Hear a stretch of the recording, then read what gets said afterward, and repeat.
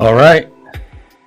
This is the live stream and watch party for Mad Max 2, The Road Warrior. We'll be starting in a number of minutes, so where we actually officially start the watch party. I'm going to have links to the watch room in the chat. We go to the watch room, you can choose whether or not you want to show your face or not, or have your audio on or not. Just be civil, be polite.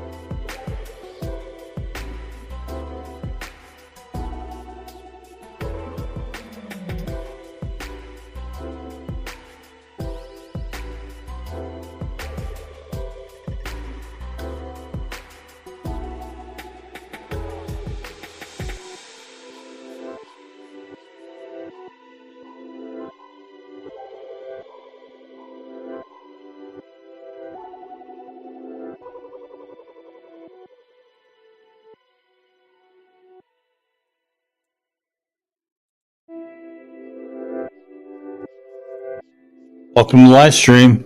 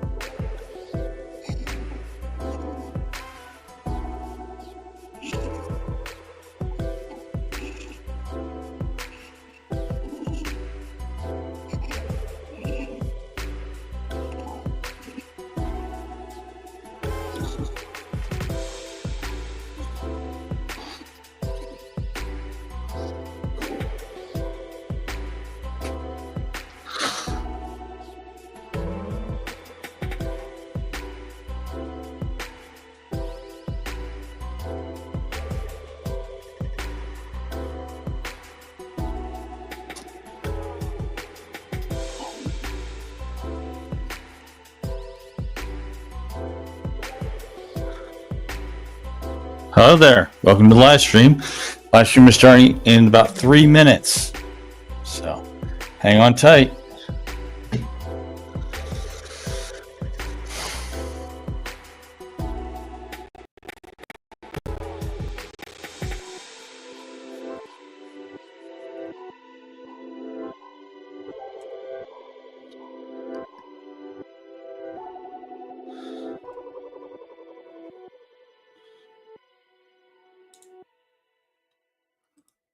Hi there, Alex. Do you see the link? If you want it, if you don't want it, that's fine. But there's a link for actually watching the Road Warrior. It's set up in a room. I can't show it on YouTube in general because that's a copyright violation.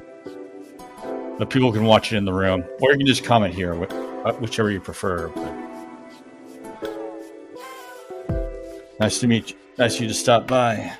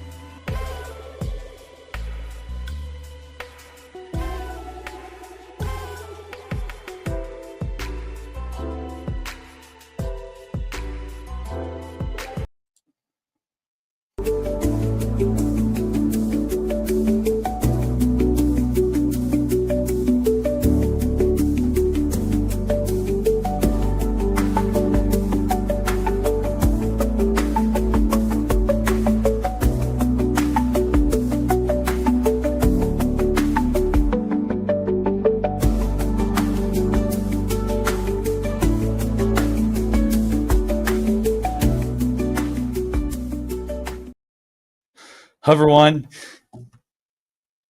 Oops. All right.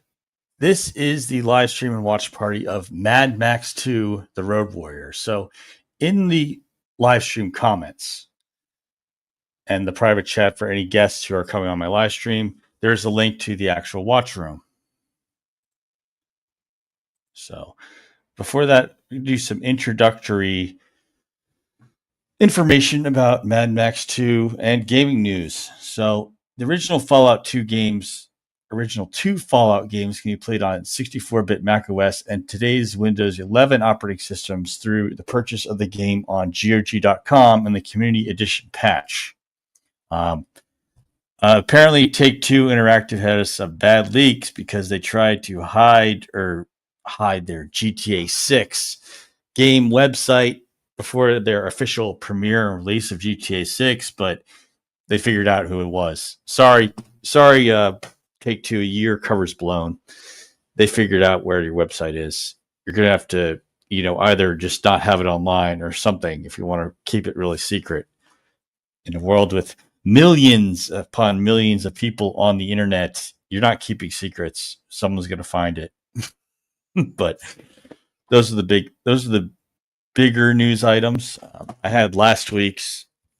I am going to say that there's been a number of unfortunate tragedies on the news. People have lost their lives, and I was saying, rest in peace to those who did. I'm not going to make a stand, but all of them were tragic in the past week. 2 weeks. So we're going to move forward with an introduction to Mad Max 2, The Road Warrior. So it's known internationally as The Road Warrior. It is the second Mad Max movie. It's the sequel to the first Mad Max from 1979. It was still George Miller who co-wrote the screenplay with Terry Hayes and Brian Hennett. And he also was the director. Actually, it's interesting, Alex, because they said that the actor himself who played the biker dude with the mohawk, Vernon Wells, he said that was actually his adopted kid. So I don't know. That's what the actor thought anyway. That's how the actor thought when he was going into that character act. So that's just him. I don't think it was really written by George Miller and Brian Hennett. All we know is that Wes was really angry when he got offed there. Really angry. So this one was a smaller budget and a larger budget, smaller box office than the first one. The first one was what caused you to have a sensation because it was less than $1 million. So at the time, it was less than $1 million. In today's money and costs, you would be over $1 million in the budget. But back then, you had, this one was $4.5 million for the production budget. They found a place in Australia to actually film it with permission, and it was less. But the first one was insane because it was $350,000. Yeah, Vernon Wells, the Australian actor, has played characters who are gay, so I don't see him as not being tolerant because he feels that that his character Wes saw the golden boy as his son. So I don't know. We don't really know. We just know that people were angry. And the biggest thing, Alex, that I was surprised about is that we never got to see who Humongous was. I think that's okay. It treats Australia like a big world after a nuclear holocaust, if that's the case. We only hear about the actual nuclear holocaust happening in Mad Max 3, but I thought of it when I saw the narrator that maybe that was the case for Mad Max 2, but maybe not. The narrator is only so reliable in the first film, but the original one was over 100 million, 135 million for the first Mad Max, and the budget was less than $1 million at the time. So this is 3 years after the first Mad Max. Max Rockatansky, who was the cop who disappeared away in the first Mad Max after he killed a whole gang. He went full Punisher on a gang. But this one, the Road Warrior, is where you get a lot of the inspiration for Fallout and other games that are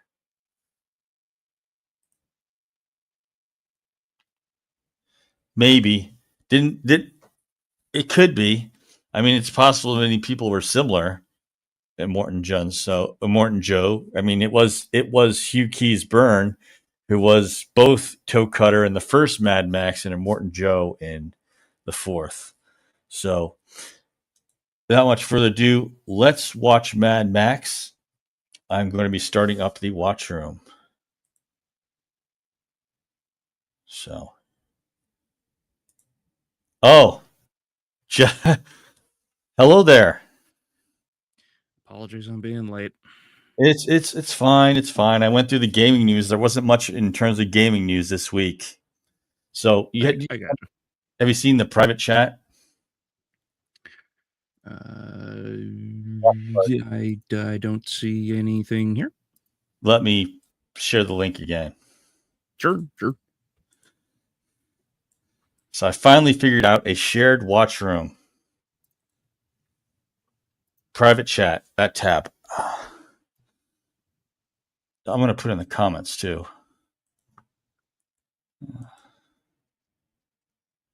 There we go. Let me know if you see it. I have it just ready to start.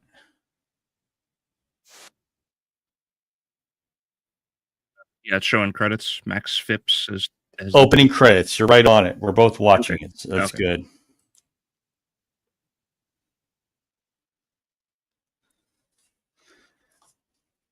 Emil Minty. Oh, so wow. I actually thought the Pharaoh Kid was played by a girl in this one. I guess not.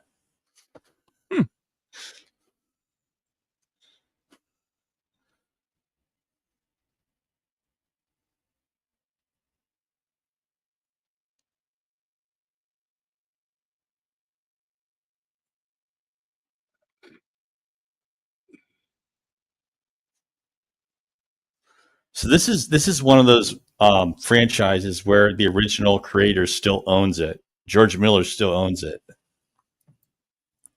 Oh, really? Yeah. He still directed Fury Road and Furiosa. Oh yeah, that's right. I forgot.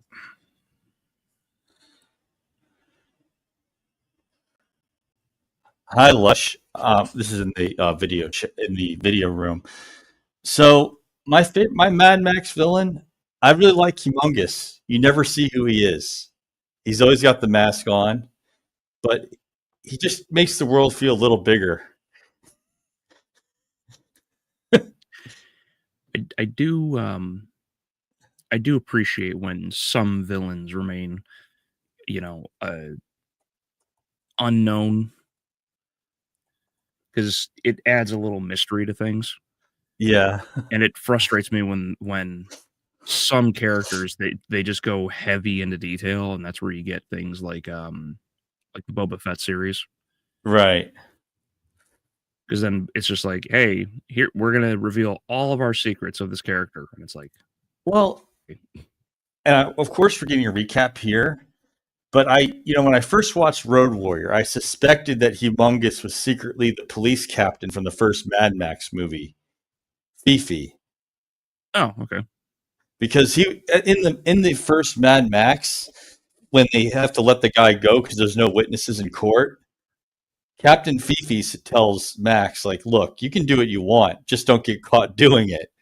At that point, I realized, yeah, this police captain is, he's not really, he's crazy already, somewhat.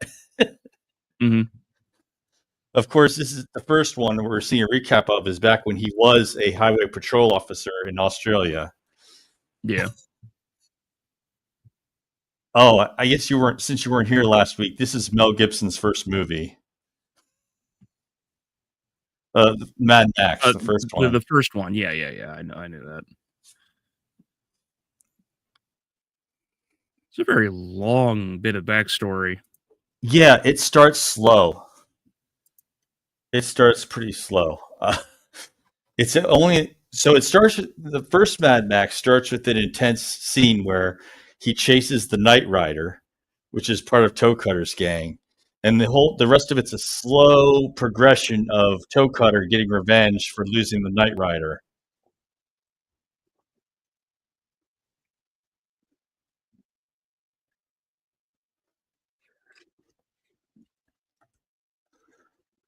Also, good morning, Alex. How you doing, buddy? What? Okay, let me get this. I'll get it back. Hang on. All I did was say good morning. Never mind. Fuck you, Alexander. Okay, come on. What's going on? Let me find it. No. Let's get this. I'll get it. Here we go. Let's find this. Here we go.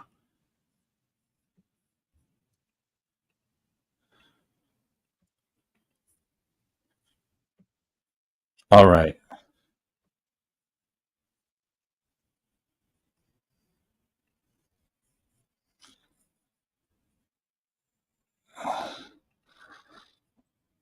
I'll get it here. Hang on.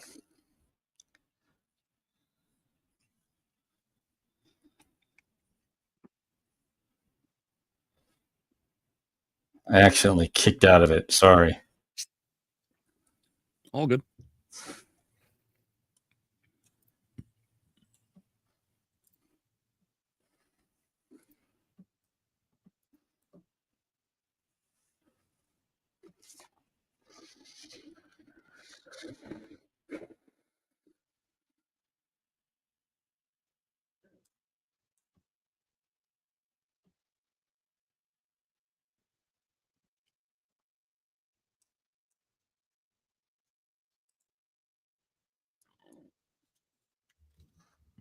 All right. So apparently I accidentally kicked myself and all of us out by me trying to enter a text message in the watch room. I'll just stick to audio. It looks the same, but it's cattle sneeze. Yeah? Just says you're not watching anything. Okay. I have a new link. Hang on.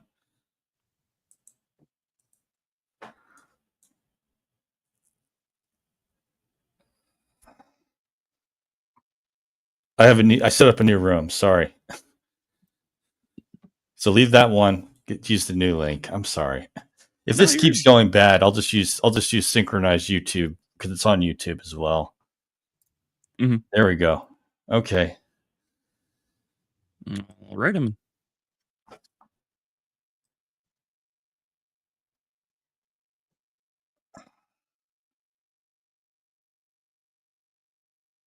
So it's opening chase again. Yeah. His dog's in the car, and he's got the guys behind him. Yeah. What's funny is that that's that one guy with the skull car is dressed up like one of the police officers from when Max was still a cop. So I'm guessing the cop joined the Raiders.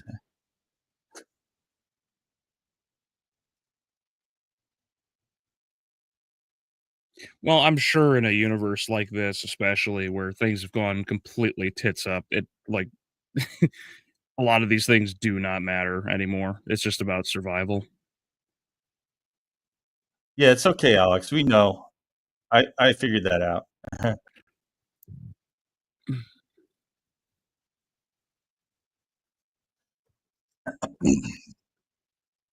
Oh, you're preparing to move. Oh, okay. Well, I hope it goes smoothly for you guys.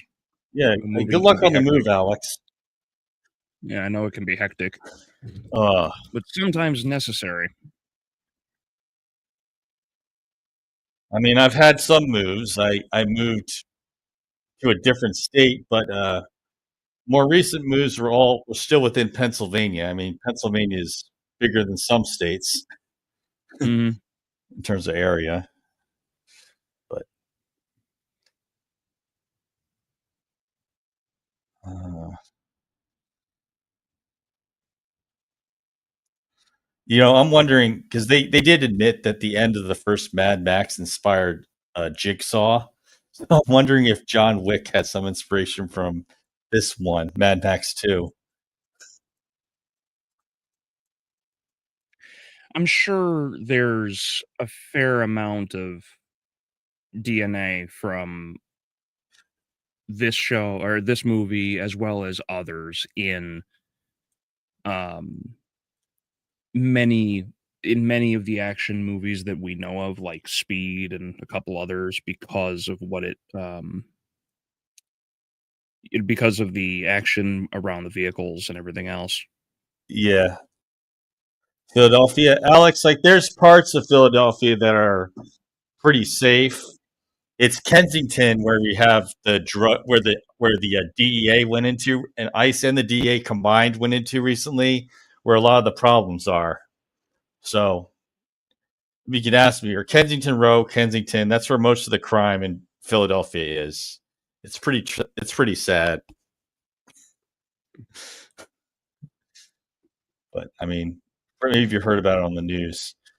But areas that are in the suburbs, they're pretty safe. I'm in the suburb areas of Philadelphia right now.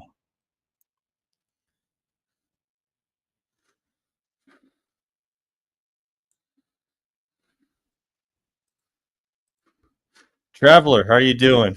Oh, I'm sorry to hear about your friend or family that's gone. Oh, yeah. Sorry to hear, buddy. Yeah, it's not been a good week for a lot of people. Yeah, there was the whole Maryland there was the Maryland murder, which is probably a serial killer. If you heard about that one,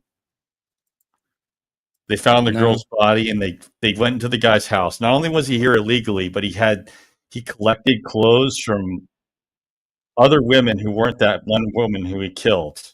So this is likely a serial killer that they were looking at, who might have started killing people back in Guatemala, where he came from, and just came here to, continue being a killer. It's that scary. Then there was the woman stabbed on the train. Then there was the debater, Charlie Kirk, who was killed all in 1 week. Yeah.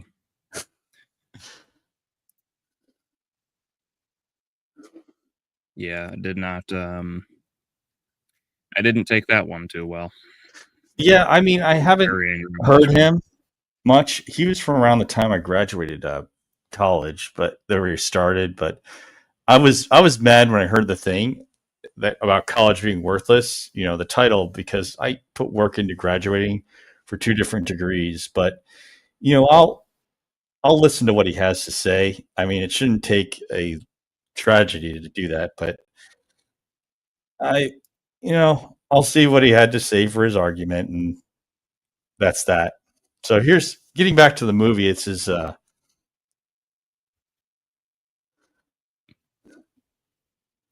do like how he's been quiet this whole time because there's no need for dialogue here. That's what I like about these early Mad Max films. There's so little dialogue. You just watch the scene, take it in, and just look at the scenery. Just look at it and listen. Plus, it's too quiet. That's never a good sign. Mm-hmm. So you look at this. The guy made a makeshift helicopter from a motorcycle engine. That's ingenious. A motorcycle engine for a helicopter. Mm-hmm.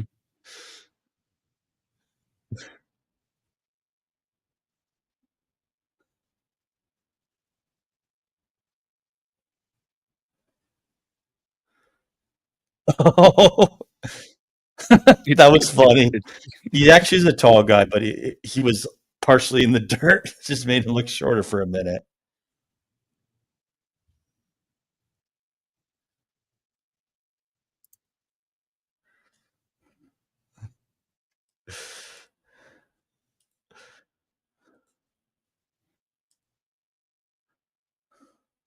I'm sorry to hear, Traveler. Oh yeah. I,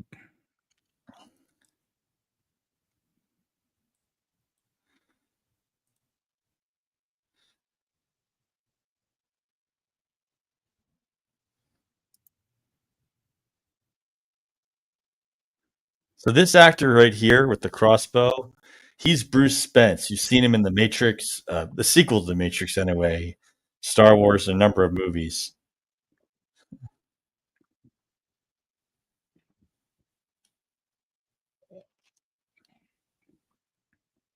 who was he in So the he Matrix?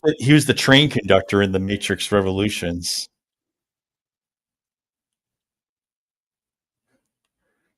When they have to go to the mysterious subway station where Neo was hidden.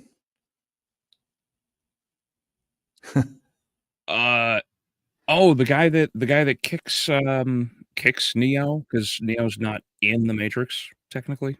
Yeah, he's not a program. He wasn't meant to be on the train. He also had that revolver as Mm, well.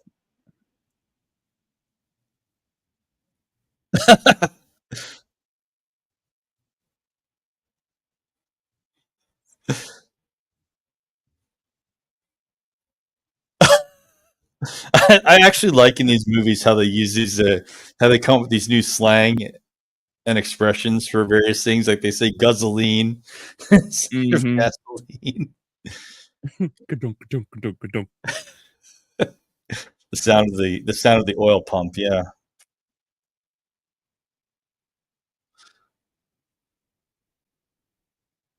Hey Brian, how you doing, buddy? Yeah. Welcome, Braymore.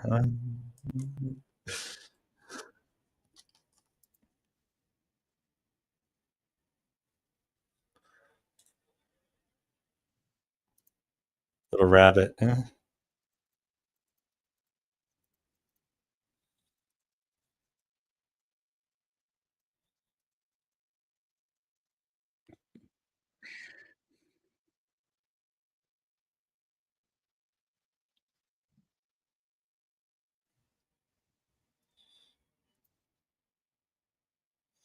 Yeah. So Les was, yeah, it was the same actor. Traveler. It was Vernon Wells. He's an actor in Australia. He was Vernon Wells was also in a Power Rangers series.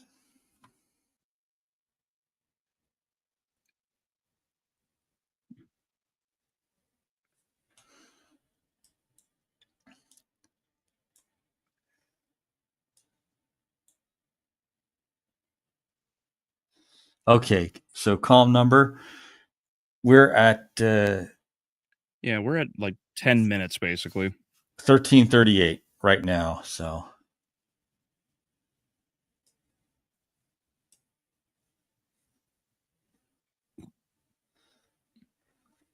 Oh, it doesn't sync it for everyone. I thought it did because you're on the same time as I am. 13:38, or now it's 14 minutes. There, that's humongous right there in bondage gear. Yeah, so you're seeing the guy in the mohawk like, do the hand gestures and Gibson's looking through the binoculars, right? Yes. Okay, so you and I are synced. Is everyone else synced up? Oh, zero Take time. take So it a guess. started.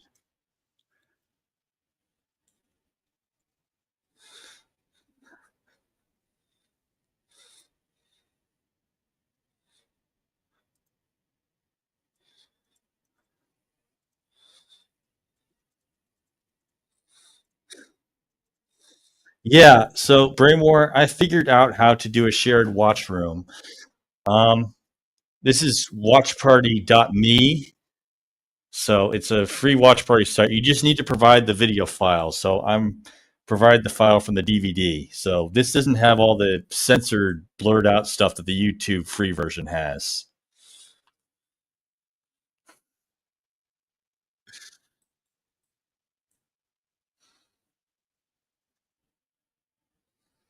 And apparently I can't enter messages, or else I'll kick everyone out of this room. It's funny. You can. It looks. They actually did a good job with that can because it looks like it's old. Opening the food for his dog, yeah, and eating some himself too. I mean, it is steak, so why not? As I don't think in a world like this you really have much in the way of options.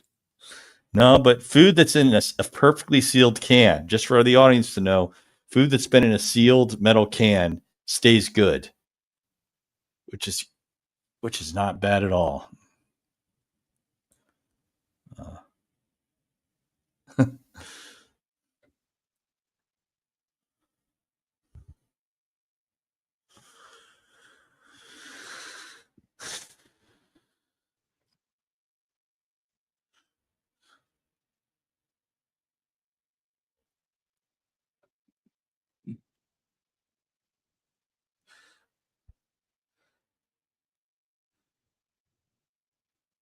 I like how he doesn't just like jump straight into just like sneaking into the facility or anything. He's scouting it out, taking his time. Yeah. Let's be honest. Yeah, Chaos, that's pretty much the point.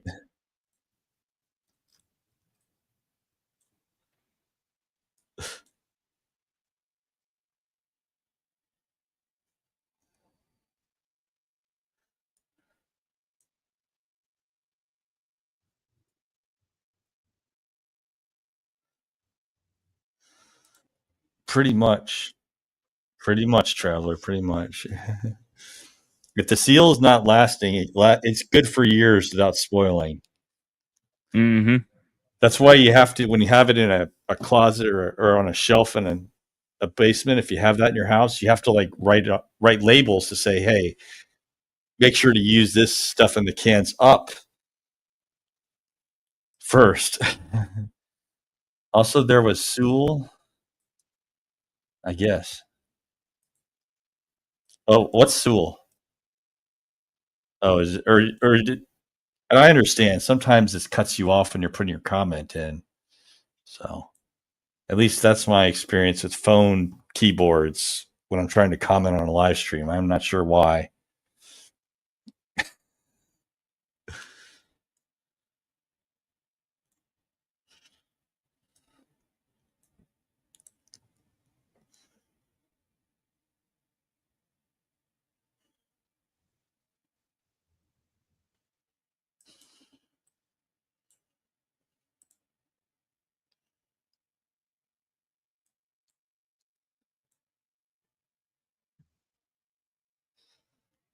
I wonder what facility they found to use for these old So refineries and whatnot. So they built the set in New South Wales, Australia. They wanted to go back for a later movie, but it changed. It had a little, as you'd say, climate change because then they started having trees and grass growing over this area. So they changed it to filming them in Africa because at least they still had a desert climate in Africa. All right, I'll fix it. You know what? I don't like the censorship on YouTube, but I'm going to go to the free YouTube movies at this point. I lost it. I was like, why did it close? All right, let me get there.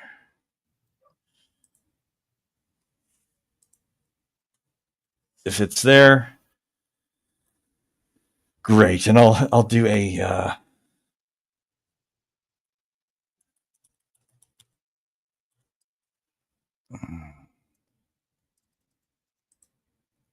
I'll send you guys a marker in the comments before I start it. Okay.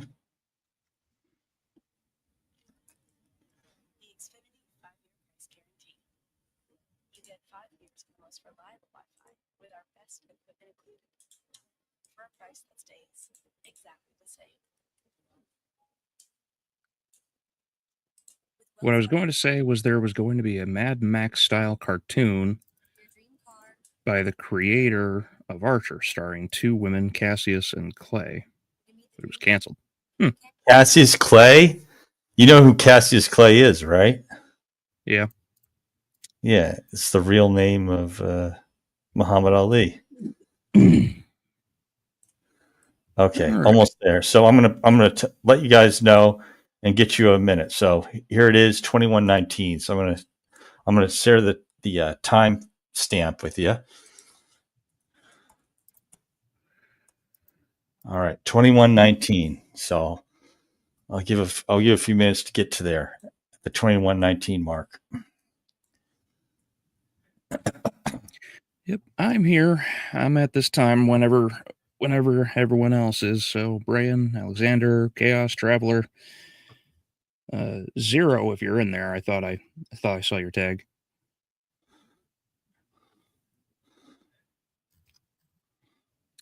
I like post-apocalyptic world settings like Mad Max, Fist of the North Star, Fallout, etc. Remnants of the old world forgotten. I mean, Mad Max is kind of the big thing for why we have Fallout. Mm-hmm. I mean, the outfit you see Mel Gibson wearing in this movie, it's the outfit you can wear in every single Fallout game. I haven't played 76, so I wouldn't know about that one, but I know you can play through it 1, 2, 3, 4. And New Vegas. I'm not forgetting New Vegas. Mm-hmm. All right. Yeah, apparently they're going to touch on New Vegas in season 2. Yeah, I don't know. So, I wasn't into it. I will be playing live stream for the first Fallout game to see if I've still got it in me, but here we go. okay. You want to do a countdown for everyone? Oh yeah. So all right. So we're going to do it. 21:19 is the mark. So 10, 9, 8, 7, 6, 5, 4, 3, 2, and 1. Let's go.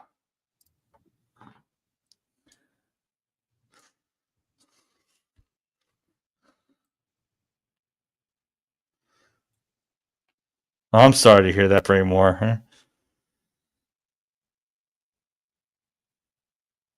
Yeah, it varies by region. It's tough. For the opening watch room, I was doing it using the DVD, which I prefer the DVD version because it's not edited like the YouTube version is. Because I thought of it, the YouTube version at first, and then I realized, yeah, they censored a lot of this, but it's still enough that I can see the plot. I'm just.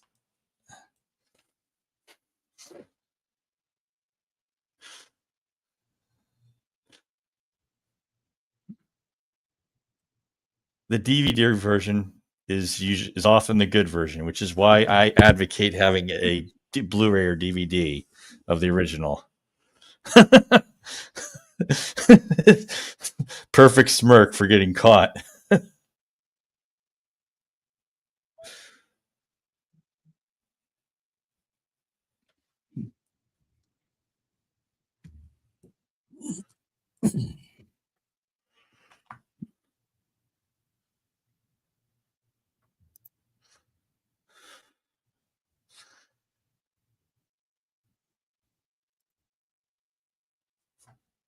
Wait, everyone's region locked? It must be in the USA that they've locked it to. Maybe Australia, but they shouldn't region lock it with Australia because this is where this movie was made. Dang it! So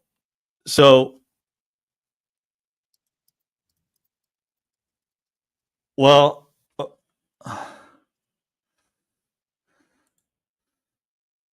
Yeah, because Well, you, apparently my you're in the brother, US. are in the U.S. So yeah, of course not.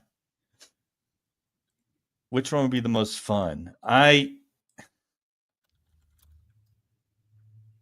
say, um,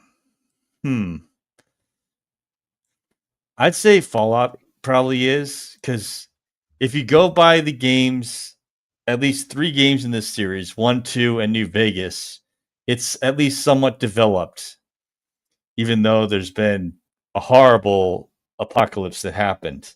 And it's actually at the point, if you go through 1, 2 in New Vegas, being post apocalypse. You actually have a society, you have towns, you have some police in these towns. That's something.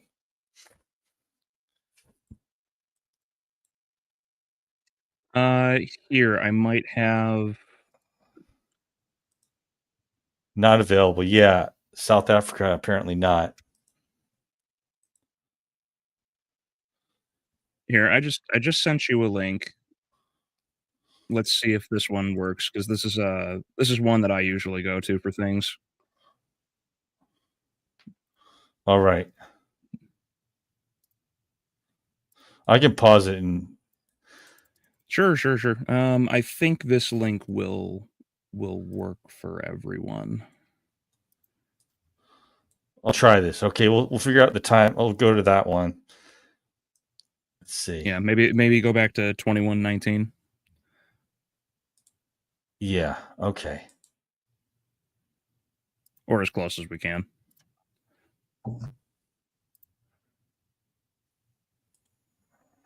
Okay.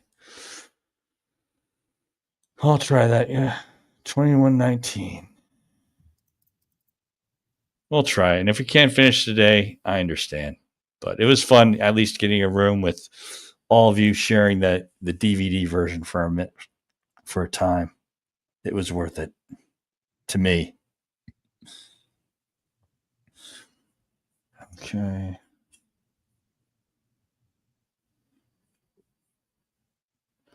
All right, just let me know when you're on that time.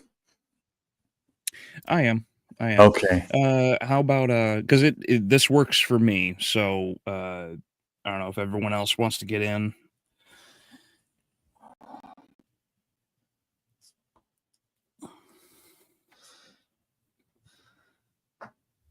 Yeah, and there still is in New Vegas as well. There still is vegetation. You've got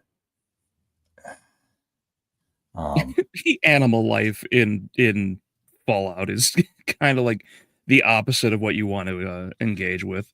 death claws. Mm-hmm. Overgrown scorpions. Yeah. All right. Ready for a countdown? Is everyone? Did everyone click this soap today link? So I Zero, did. Brian, Chaos, everybody. Adrian put the link in the chat if you haven't seen it.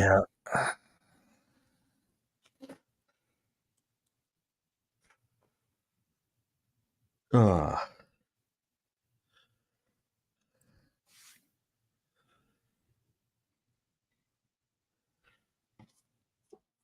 All right.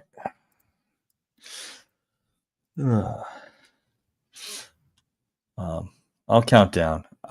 It's kind of running on time for me, but Sure. I want to get to the halfway if I can. All right. Mm-hmm. 10. All right, let's count out. 10, 9, 8, 7, 6, 5, 4, 3, 2, and 1.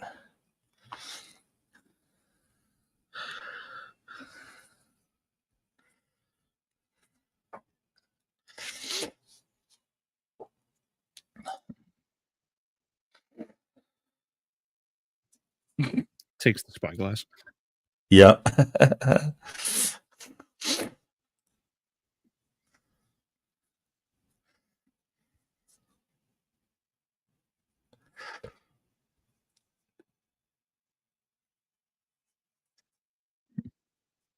Yep. I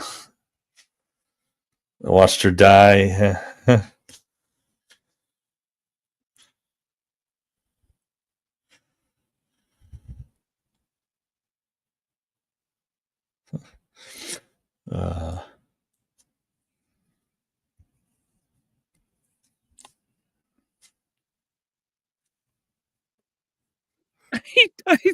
I never realized this guy's running around in assless chaps. Yeah.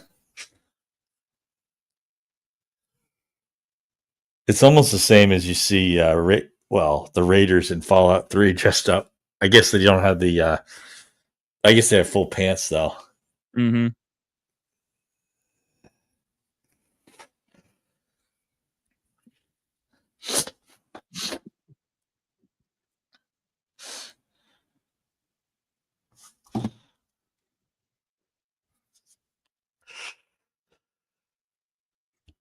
It's a very big spyglass. Yeah, it was. Well, it was made from pipe, so shows them using whatever they can. Mm-hmm.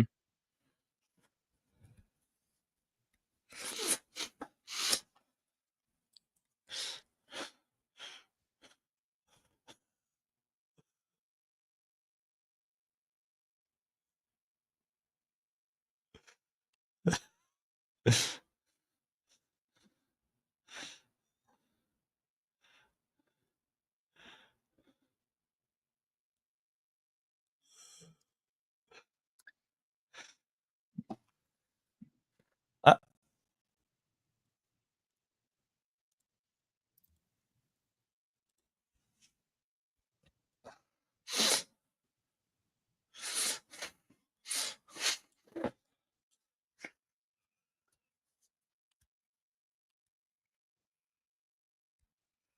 that's cool how they actually have they're moving a bus to be the sliding door.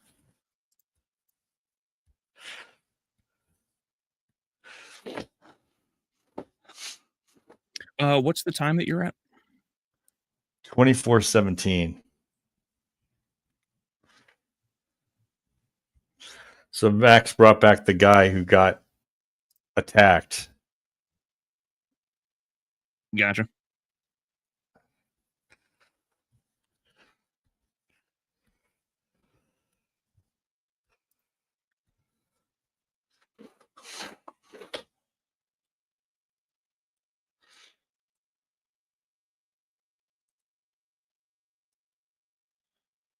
You hear the sound of the pinky demon from Doom.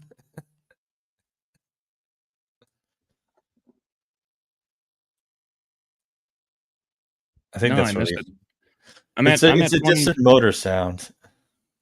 Oh no, Oh, where are you at? I'm at like 2510. Okay, that's pretty much on time with me. Okay, okay. I must have missed it.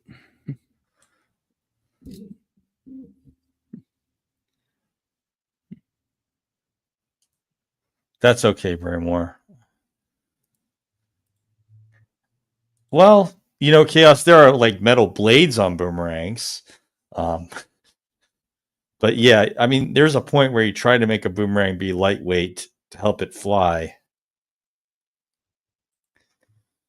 Yeah. So, Alex, the whole YouTube algorithm is like they try to recommend something to you with the same keywords as you've searched for recently. So I don't get recommended Disney stuff because I'm keep watching horror monster things on YouTube. I didn't know Jason could talk. You're a little bit ahead, but we'll see him. It's humongous. Humongous rules the wasteland.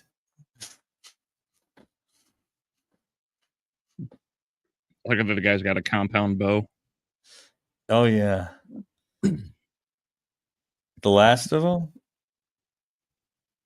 Well, yeah, having a bomb on your car is probably a best way to.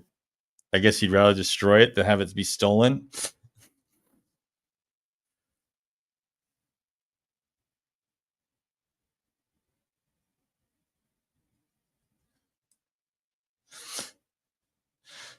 Imagine having to drive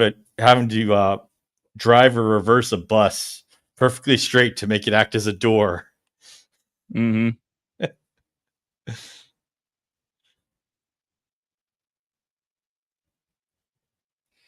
Move.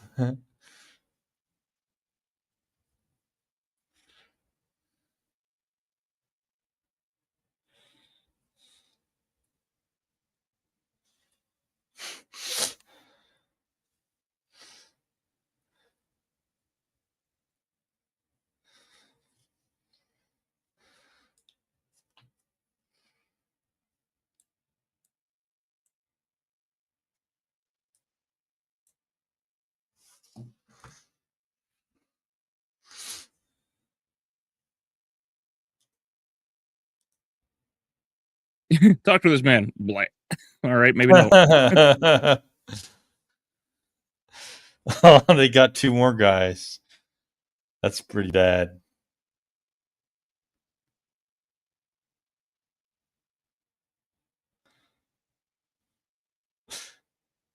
One of the most convincing hostage scenes I've ever seen.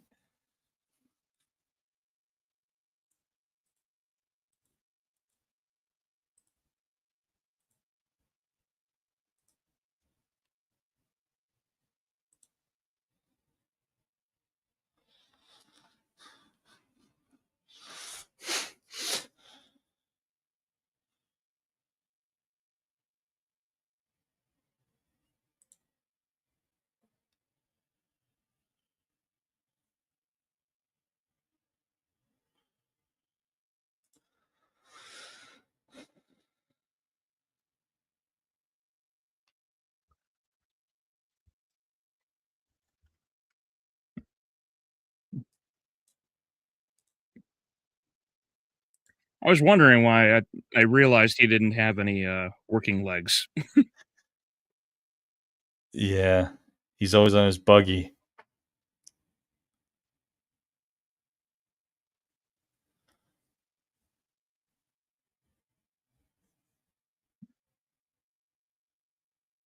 So this is a thing. They did this in what is, since this is Australia, they filmed this in Yeah. what is our summertime, but it was the opposite there. So it was autumn, and it was a little cool. So all these guys wearing the, so the guy like humongous, and the other guys wearing the, assless chaps, were a little cold during this. I'm sure they were. It's like Mila Jovovich from Resident Evil. They went to when they were filming Resident Evil Apocalypse. They were like, "Man, when should we set the movie?" And Mila was like, set it in the middle of summer," not realizing that they had to film in like The Southern November. Hemisphere. Like, no, they had to film it in like Oh, November, so it was freezing for them, but they're running around oh, in very little clothing. yeah.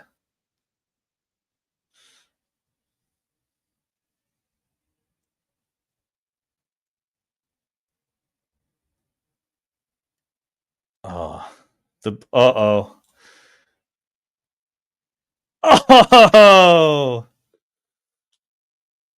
so yeah, the guy tried to catch the other kid's boomerang, but it cut off his fingers.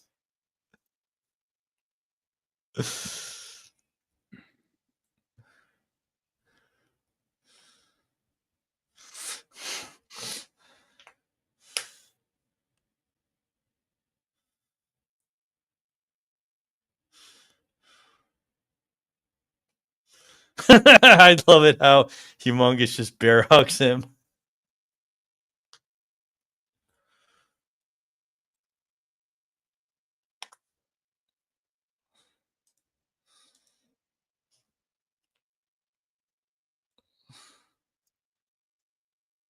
Uh, Yeah, at this point, just let them all kill each other.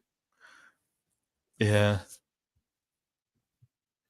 And this is another time where, I guess Humongous will never know, but it made me think he was the captain from the first Mad Max because he was just acting like a leader here. It's like do things my way. Hmm.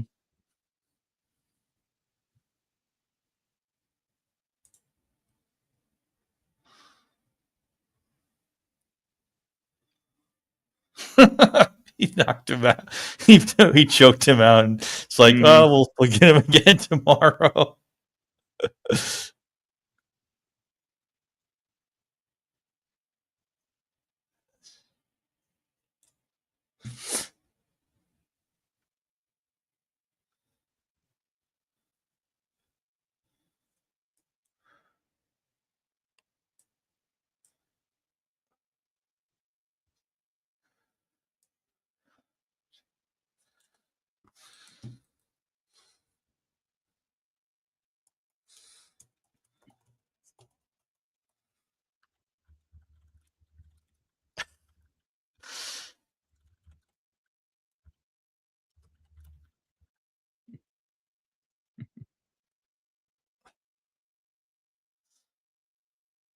They're carrying him on the sidecar and the motorcycle. Mhm.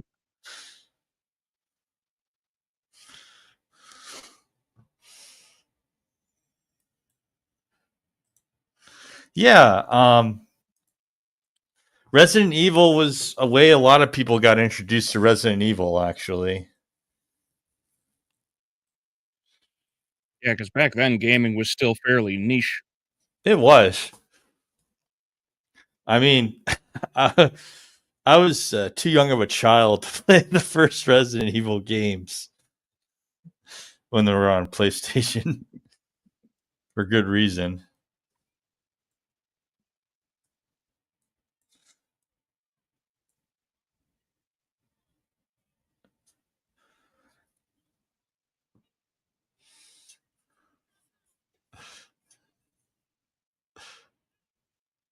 Yeah, Traveler, he was not a very respected man in that group.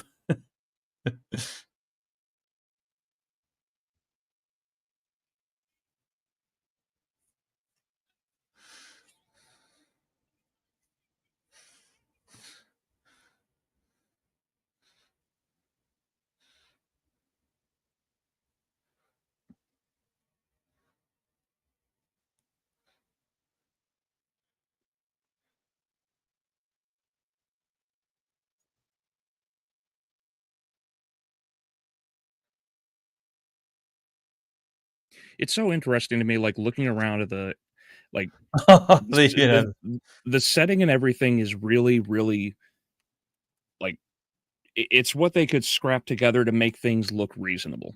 yeah, And I'm just thinking about, because I know it's a different time and whatnot, but it's interesting how everything looks good.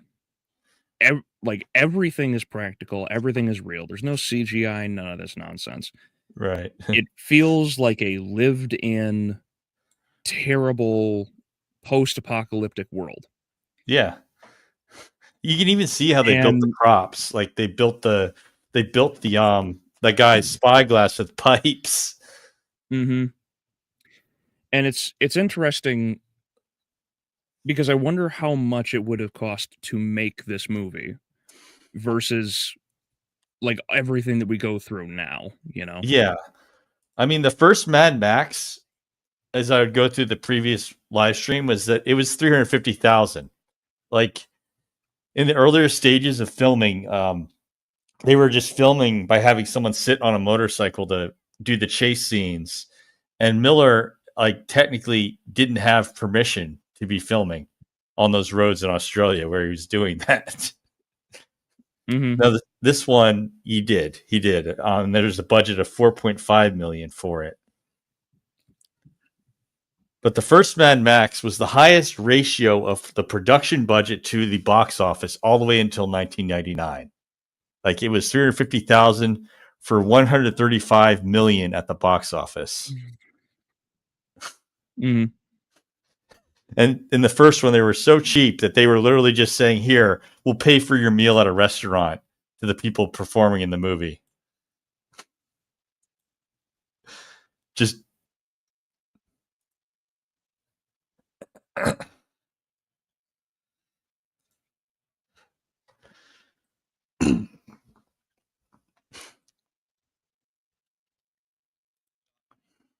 yeah, Max has the leg brace because he gets shot. He was shot in the leg in the first movie, and near Mhm. the end.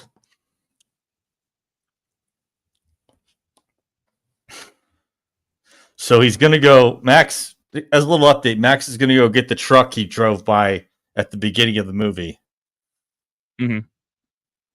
because that would be able to carry the amount of gasoline they want to take with them.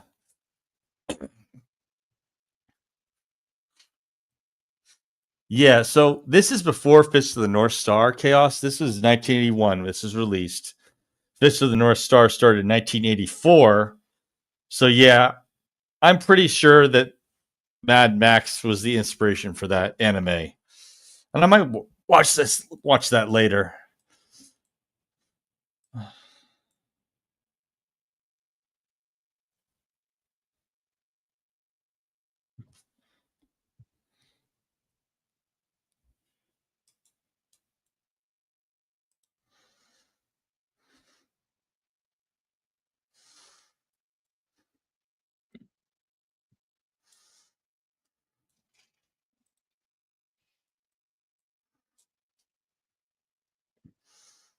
Oh, they saw him.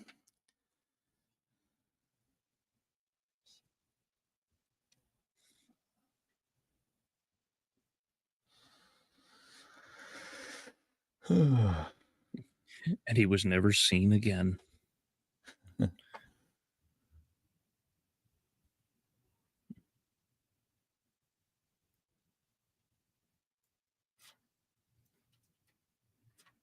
Little kid.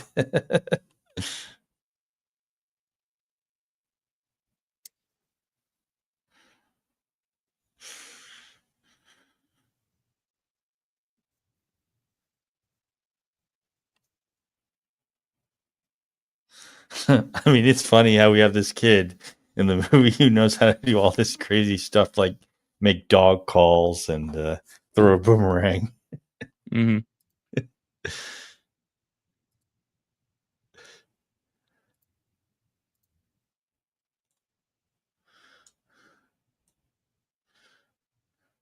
I normally they'd be scared of having a kid in a movie, but obviously in this one they give the kid, I guess it's super abilities, not superpowers.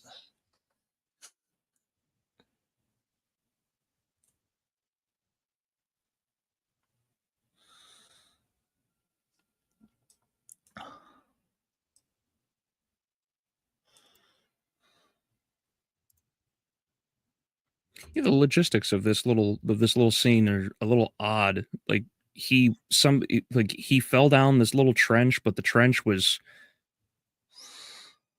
like where he was walking, they didn't see him as he Right. basically approached from the camp. Yeah.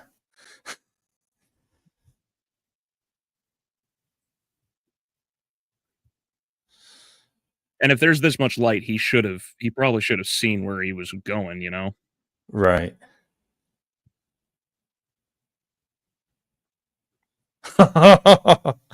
He's dragging a log.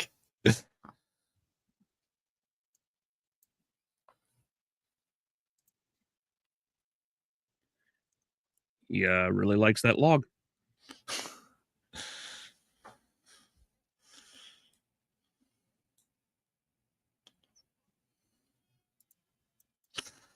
Yeah. Injuries is a badge of honor for a lot of these wrestler types, for sure. Ellie, like, do you mean Ellie from Last of Us? Is that the Ellie you're talking about, Alex? Yeah, I would imagine Ellie. Okay. Although I would say it's definitely got to be the Ellie from the games because not whatever that thing was in the show. Yeah. They played out some of the scenarios different in the show too. I mean, I don't my expectations weren't that it would be a one for one, obviously, because the game is hours of you playing it. The first one, anyways. Actually, yes, Braymore. I have played the 2015 Mad Max video game on my PC. So yeah, the Traveler. It was Warner Brothers Games. It came out the same year as Fury Road. It's 3D, and in the game you have your car, and you have Mad Max having a food and water meter, so he has to drink and eat food, drink water, eat food, and drive in the car. So it's kind of like GTA, but you can't really change cars. It's pretty underrated.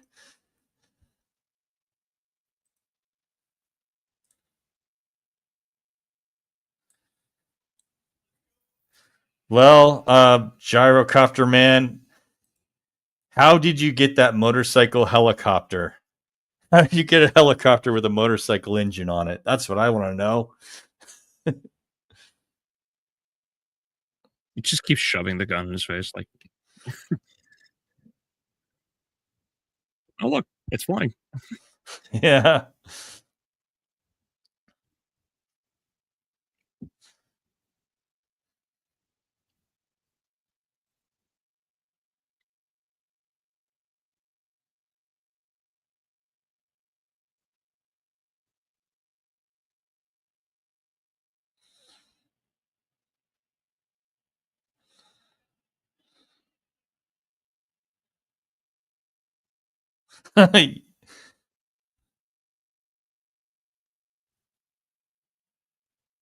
So looking at the truck, it's incredible how they decided to get all that furniture and put it in there. Well, the truck bed, anyways. He's obviously just taking the rig part. Mm-hmm.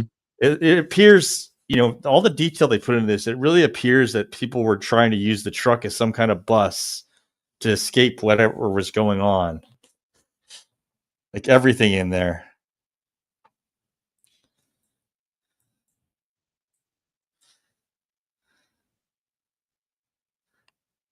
Yeah, so we talked about the Mad Max video game in an earlier live stream. I'll see if I can get a link to that one for you in our podcast. Hang on.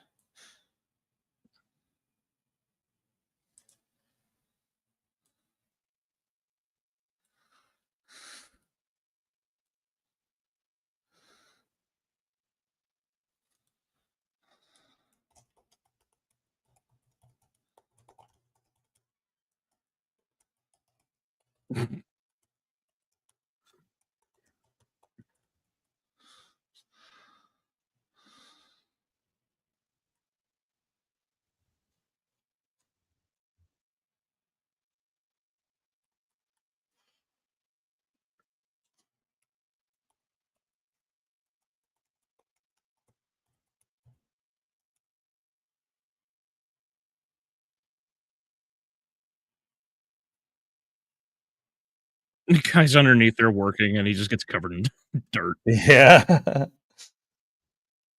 I mean, 1981 was two big truck chases in movies that I really remember. This one, then there was Raiders of the Lost Ark, where Indiana Jones tries to get control of the truck.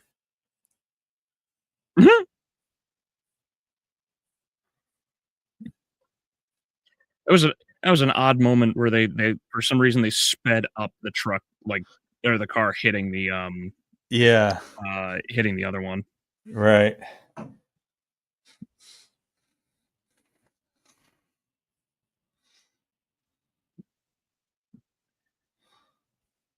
Don't worry, I'm looking for the link to where we talked about Mad Max.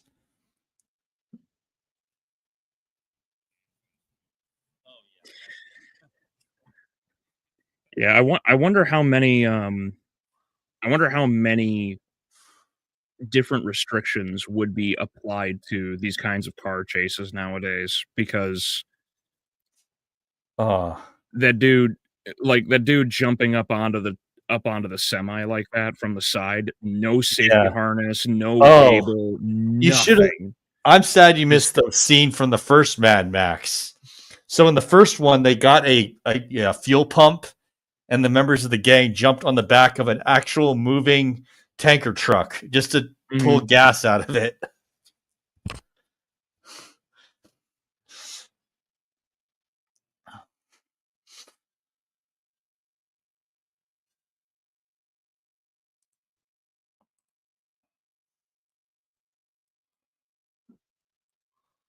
Oh man, that's unfortunate. Yeah. The snakes.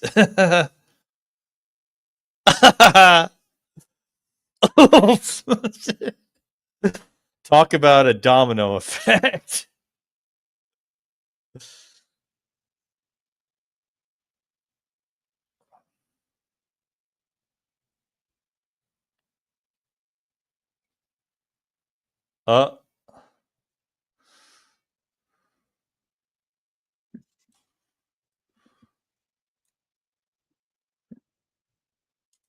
Yeah, I wish it too.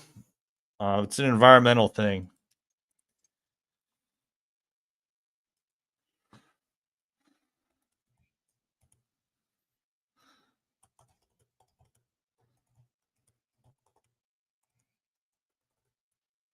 It reminds me, it was the first one where the one guy went sailing off and like breaks his legs, right? I think it is. Because that's one where the guy, like, he he can't flip, and he's just flying while it like he like leaps off the car, but he's Yeah. standing up, and Yeah. then he hits his legs and cartwheels over it, breaking both of them. Is that the first one or the second one? First one. Oh, okay. Ouch. Ouch. With the tight muscle, it's got to really hurt having arrow in your thigh.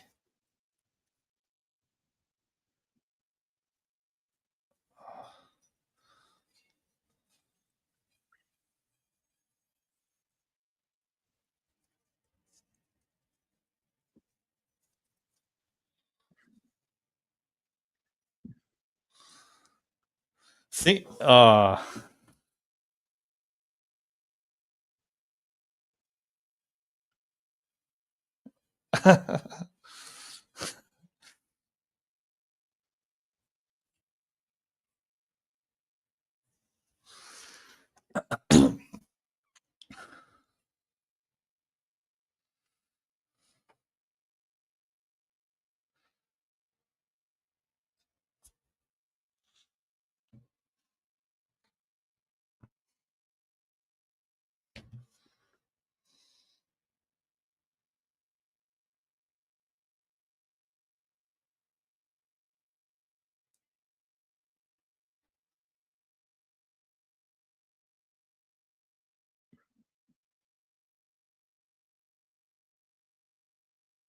Kid looks at it, reminding himself of a boomerang, touching the propeller blade there, or rotor. Propellers on the tail. You know, I think he would have. He could have. I mean, he was doing Lethal Weapon up until, was it 96 or 97 where they did Lethal Weapon 4? I don't know. With Danny Glover. I'm I trying think to the remember Elite last 4. one was like 2000. Let's look at Lethal Weapon. I'm pretty sure because Jet Li was the bad guy. Right, Lethal Weapon 4.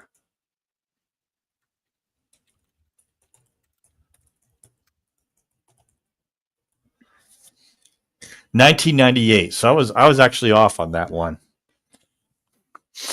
1998 Lethal Weapon 4. Okay. Gotcha.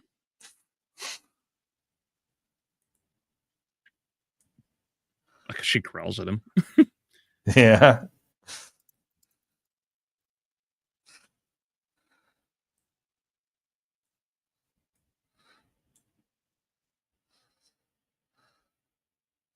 Yeah, and you know, it was actually the movie for Mortal Kombat where they essentially retconned Kano as Australian.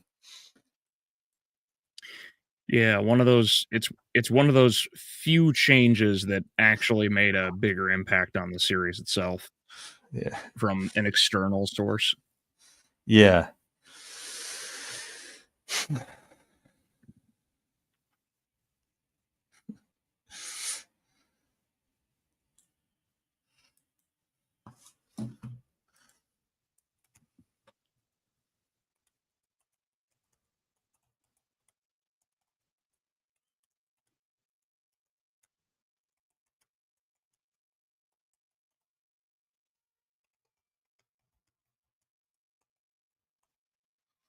He could fix all that in 24 hours. With no legs. This man is a wizard. Yeah. I mean, put a new trailer, put the tank on the rig. Do they have all the heavy like lifts for that? They're burning the hostages.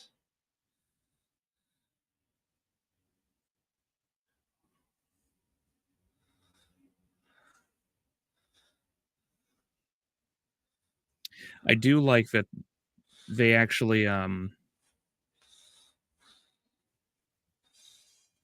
I do like that they actually added the extra detail from earlier where he gets oil on his hinge so he doesn't squeak. Yeah.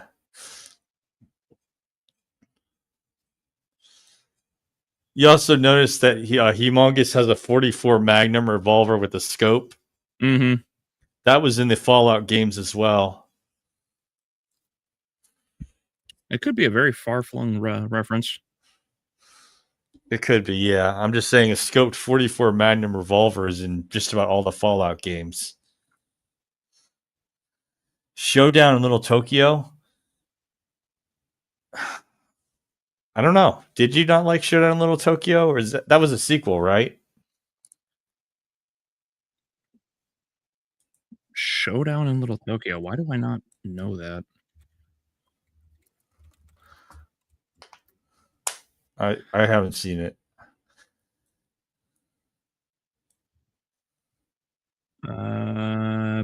Brandon Lee and Dolph Lundgren. I don't think I've seen this. Oh, I think we mentioned I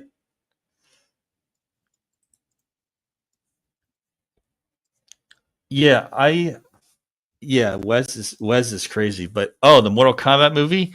I mean, it's okay to me. I mean, it's as a video game movie, I know the Mortal Kombat movie made a lot of changes. I liked it more than Annihilation, although I will admit I listened to the songs from Annihilation, regardless of how I feel about the movie Mortal Kombat Annihilation. He's talking about Mortal Kombat. Gotcha. I enjoy because of nostalgia, but like the Mortal Kombat movie sucks. like, it, like there's so many moments where it's like, this guy was given the Resident Evil movies. Oh yeah.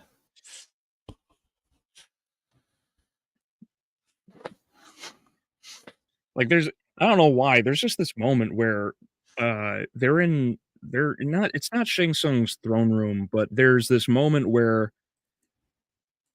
Sonya, Johnny, and Liu Kang are all fighting a bunch of henchmen, and out of nowhere, like Liu Kang just does this like hand cartwheel over this rock, and then he like poses at the rock, and then he turns so away from it, and I'm just like, why? What are you doing?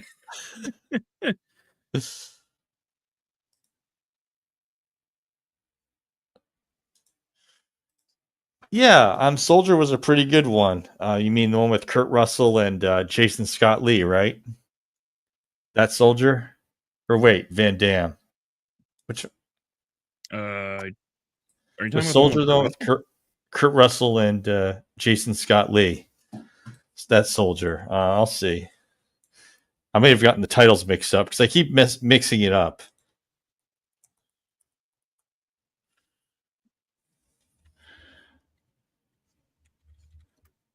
Soldier is Kurt Russell. Okay, that's right. Soldier, Kurt Russell, Jason Scott Lee. Oh man, it's been so long. I don't remember. I don't really remember much about this movie at all.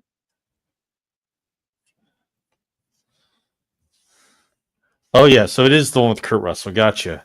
Yeah.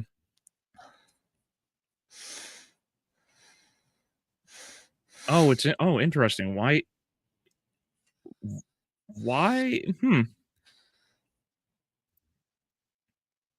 Maybe that's why I didn't realize it. Um, his so he's credited as Paul Anderson, but not Paul W.S. Anderson. Right. That threw me off. It's been so long since I've seen Soldier. I remember watching it as when I was younger. Oh, I was probably too young to watch it then. Well, I mean, I think my first rated R movie that I saw was The Matrix, but that was obviously on DVD after it came out. Mm-hmm. But the first one, I mean, besides the violence and the whole bodies in tubes horror scene, I felt the first Matrix movie was kind of light for being rated R. Mm-hmm.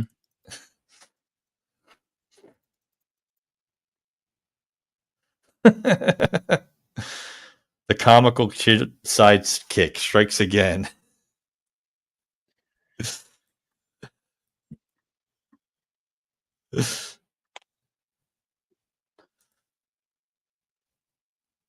Oh, Wyatt Russell. So the young kid in Soldier. Gotcha. Well, that works. I mean, it's his son. Oh, so he's been acting a lot longer than I thought. Yeah. Because his son looks so much like him, fits all these roles well for father son combos. Oh yeah. Because isn't Wyatt uh the younger version of Kurt in the Godzilla series on Apple? So he was. Let's see. So Wyatt was born in 1986. So yeah. Okay.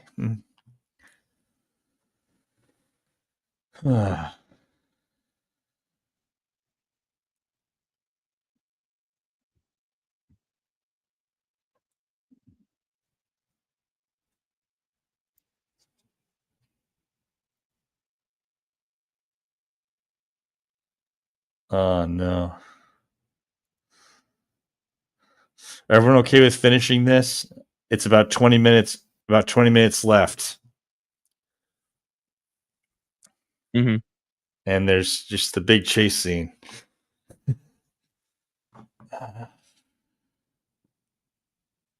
Yeah, my Humongous is crashing out. He got some of his own crew killed. Yeah, he's actually a millennial though.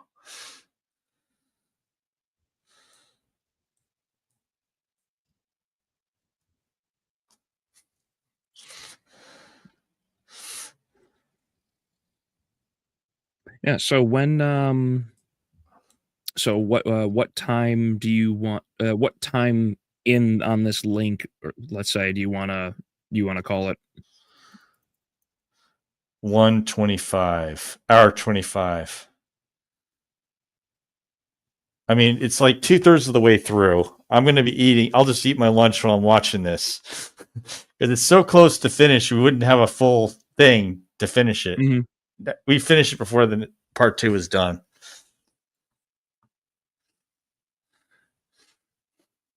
And what's the time that you're at right now? One 1 hour exactly. Okay. So they've got a nitro booster. They had a nitro booster the whole time.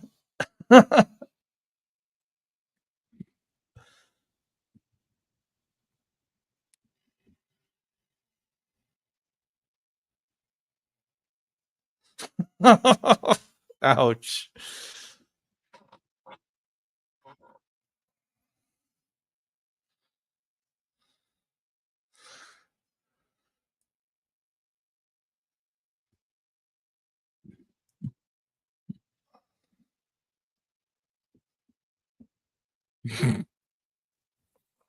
Nothing to do but breed. Such a funny line. Yeah.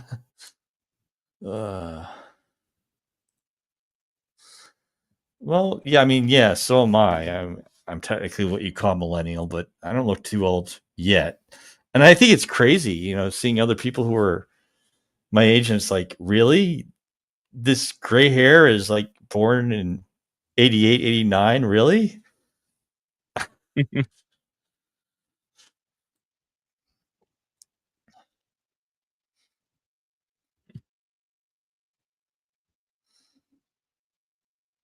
Uh-oh. I think he put the bomb back in his car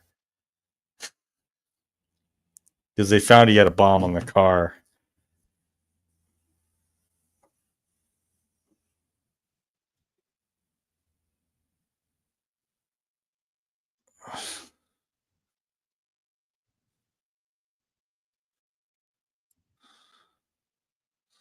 Well, uh-oh. See? Yeah. Yeah, I do understand him getting angry at Max, but I also like just from Max's like silence that and preferring to wander, it's like Max would rather it's that lingering help from wanting to it be like as an officer he wants to help. Yeah.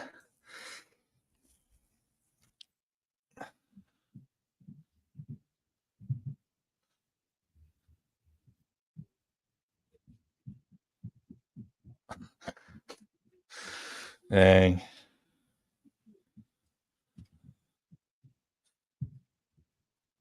Yeah.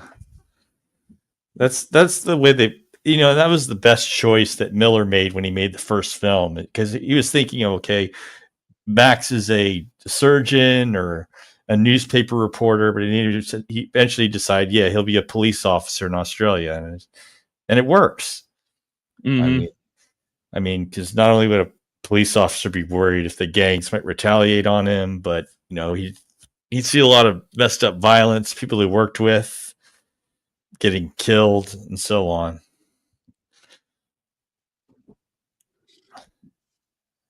And it's great how they do the blur when Max is crawling out of the wreck.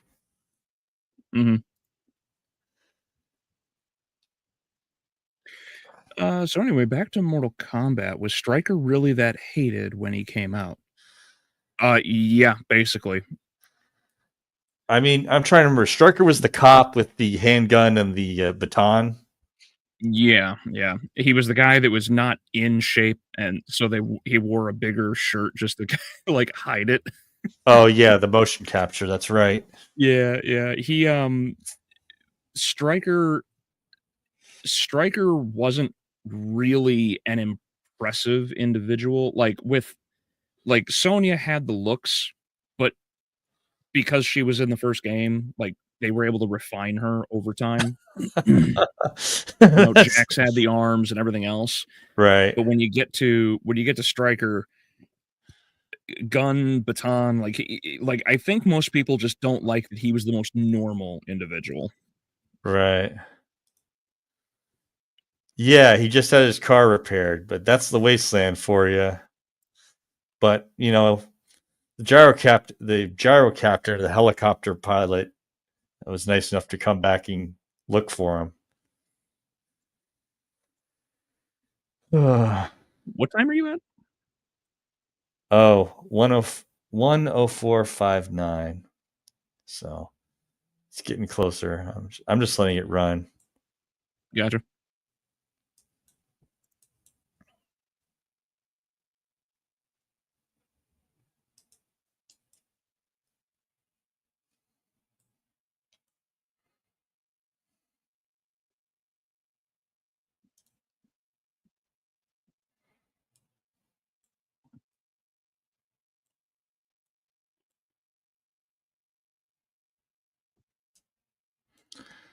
Oh, AB is that strike? That's the Striker character, right?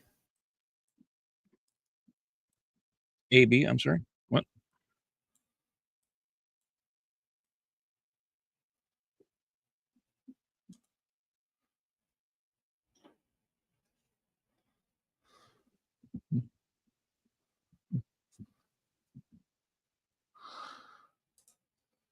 Okay.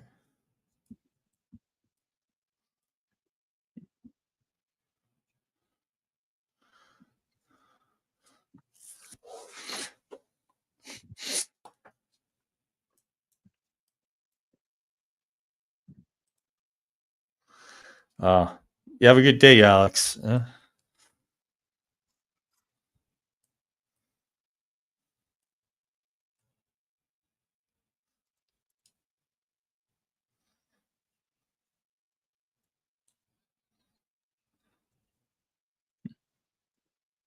It's pretty wild that he survives that crash. Yeah. And it's not even over.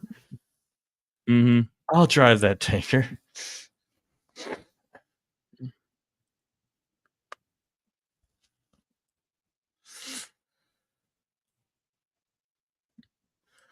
Oh, Mortal Kombat 9. I hear you. Oh yeah, in the later games, because they were able to do more, they detail him better. In MK3, when he was introduced, it was pretty rough. Well, yeah, they were making MK3 on a lower budget than later games. They were doing simple, actual, real people for motion capture, Mm-hmm. and it wasn't CGI type motion capture. It was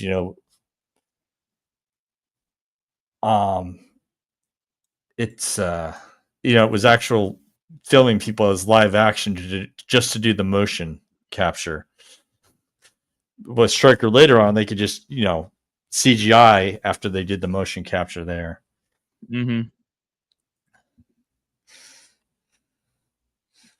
Yeah, it does a really short backstory in the film from a narrator.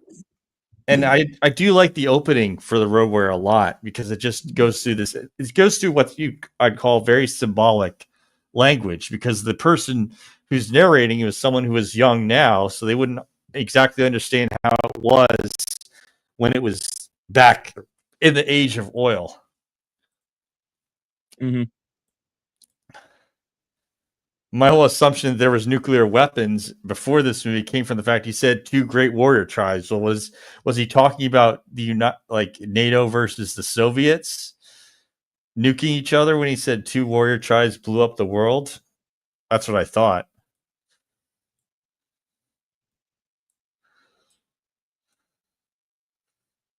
Using sports pads, I guess that's something. So yeah, we get to see right here a little bit, very little about Humongous, but there it's it where he opens up the case he holds his revolver in. You see a picture of what I think is his parents. And that's it. But now the chase is on.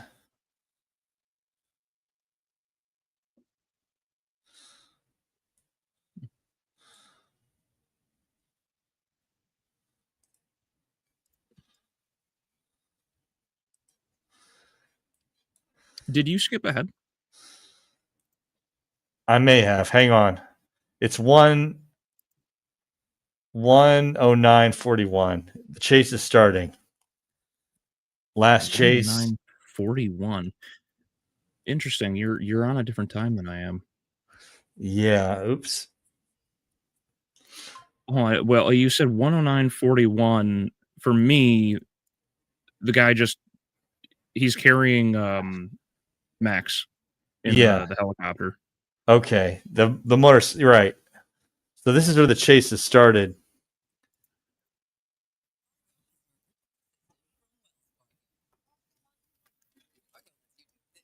Here. There it is. So they're going into the oil rig after they leave to find out, see if they can get anything out of it.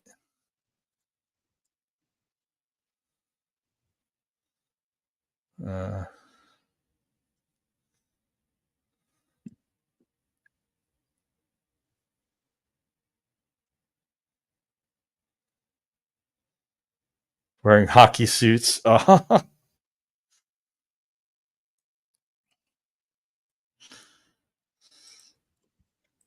Yeah, the poor dog. Yeah.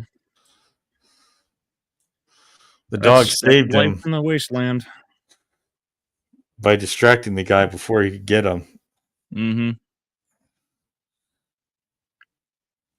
Well, there goes the oil rig. They blew it all up. So I really did like this music from the final chase. It was let's see. I don't know. Look, I forgot the composer right now.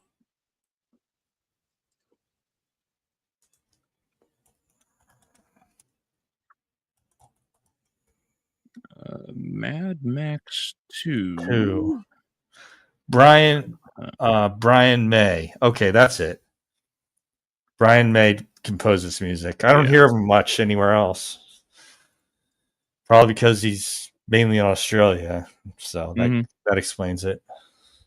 This music is really great. How they combine the trumpets with percussion to show the suspense as the chase goes on, and they're even upping the tempo as they get closer to the tanker with Max in it.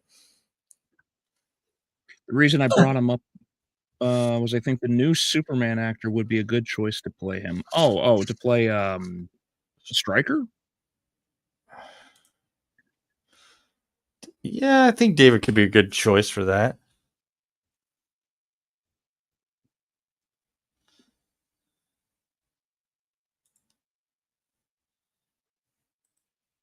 Oh, I gotcha. Yeah, no, if I think David Corenswet would be a fine actor in a lot of roles, and I think especially if he brings more of a positive attitude to his to Stryker, then maybe yeah.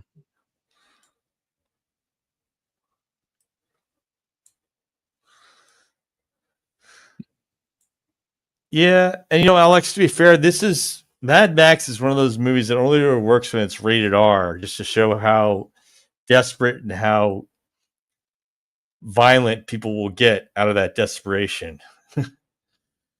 It's like there are some franchises that only really work when it's rated R. One's RoboCop, the other one's Mad Max, and a few more, but you get the idea.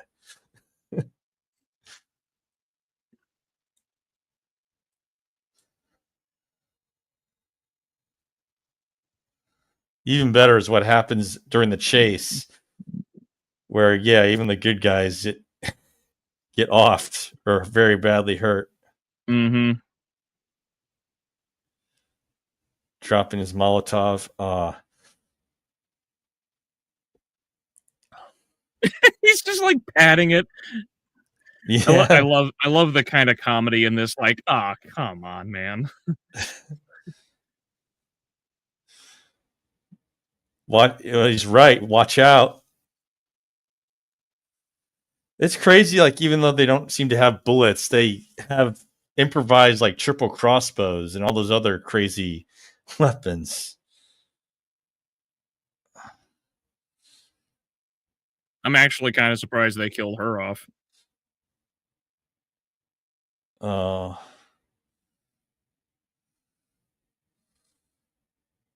Hopefully Max fixed the hammer on his shotgun. He's really going to need it now when they're boarding his truck.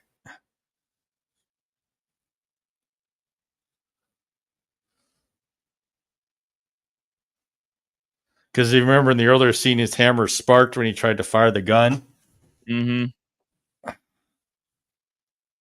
So.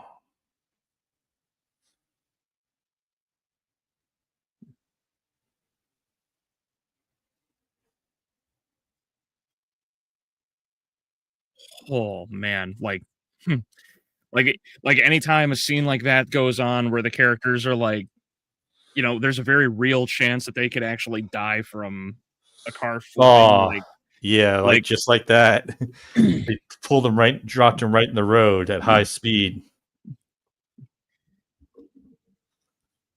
Like it's such a real danger that these characters are in. It's peril, right? It's stakes.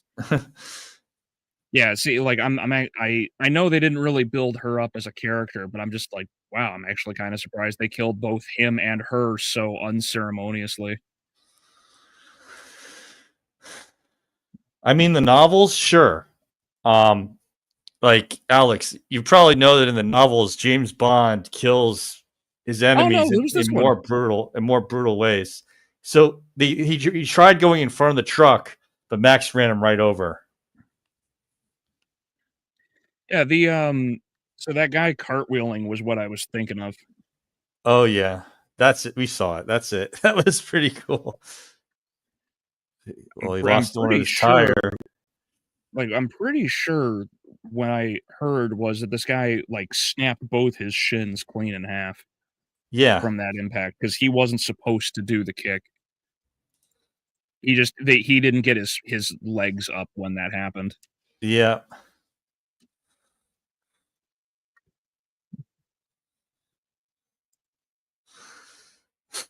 So he's trying again to attack from the air. Oh, I don't think I've seen the Combat Kids. But no, in the actual novel Goldfinger, James Bond doesn't put Goldfinger out a window of an airplane. He literally grabs Goldfinger and chokes him to death.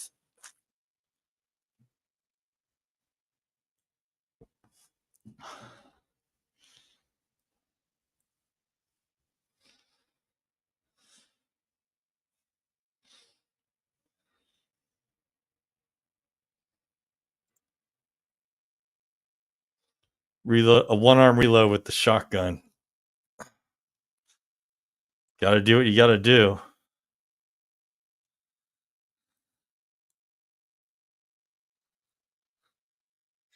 Yeah, well, if they could do it with if Arnold could do it in 91, why not him? Well, he's using a hinge action double barreled shotgun. Mhm. Ouch. That's pretty cool. A pipe dart gun.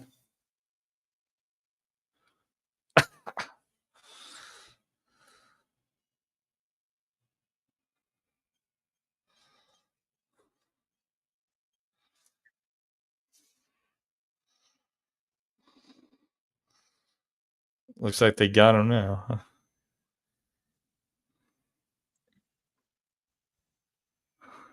Is that like an engine they're using as a Morning Star? A car engine part of a car engine is a Morning Star? Yikes. Well, it used to be part of an engine, anyways. Kid bites the arm.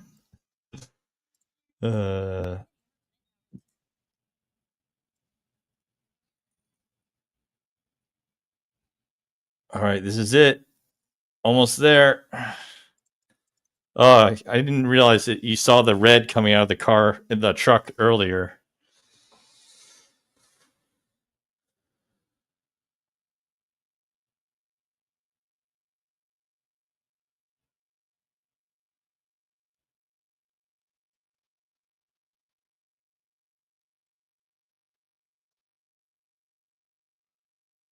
Oh no. Oh. Oh, Humongous got another kill. Dang it. Yeah, What was that? this whole car chase just went just went for the worst.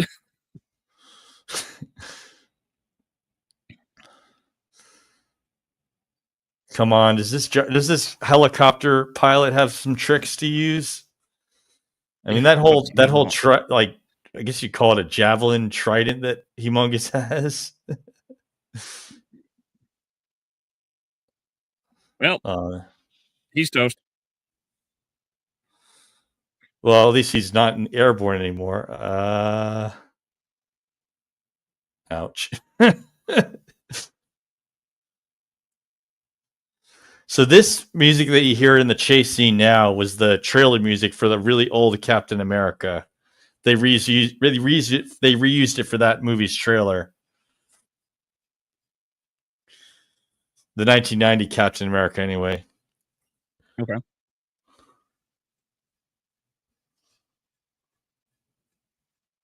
But as you can hear, the tempo's going up again.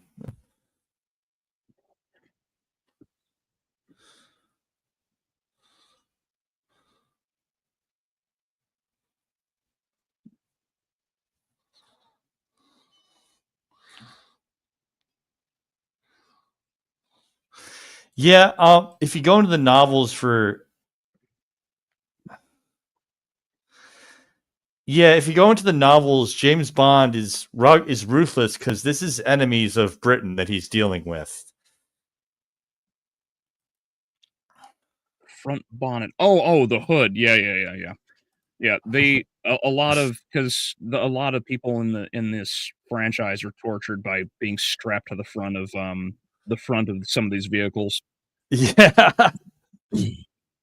That's why the two guys get smashed into the back of the truck. Yeah, I think they were already dead. Ah. Gotta love a villain you think is dead, but he isn't.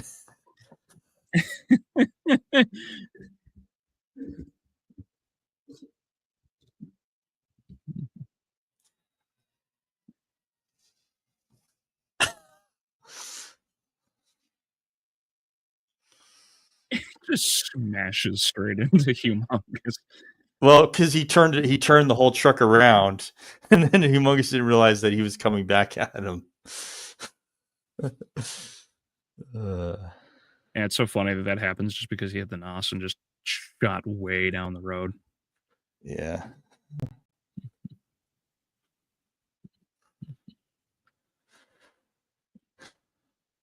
So it wasn't oil in it; it was sand.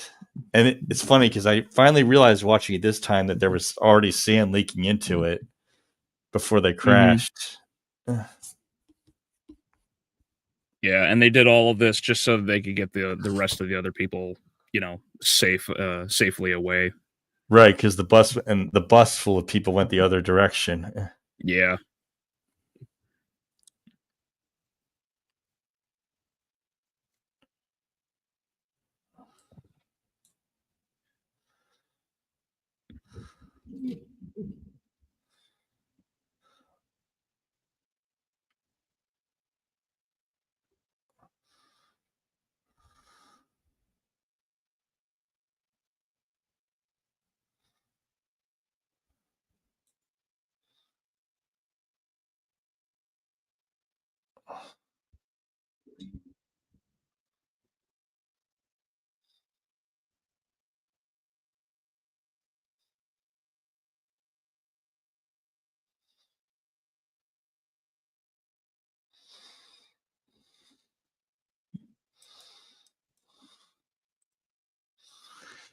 Just carrying the kid.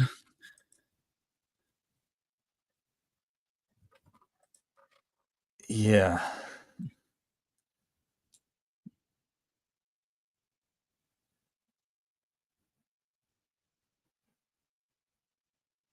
Yeah. Yeah. Go ahead, buddy. No, it's okay. I think for a lot of people it was Brosnan because when I went back and watched the previous ones, GoldenEye and not The World Is Not Enough, but Tomorrow Never Dies, around the time that they were coming out with the last Brosnan movie, which was Die Another Day. Yeah, Traveler. That's why I was saying, like, they're like the guy jumping onto the back of the truck was one thing, but these chase scenes, because protocol and everything they had, like, we have so many safety nets now, but compared to back then, like I don't know, like I was actually on edge watching some of these vehicles, like trying not to tip over because if they flip, they're actually dead. Yeah. Like, there's no safety net here.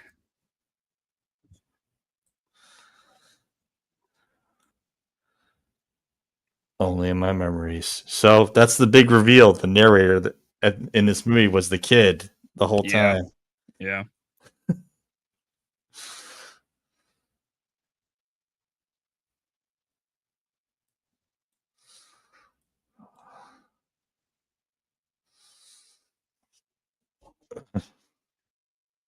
It could have. He dropped Molotovs from the from it.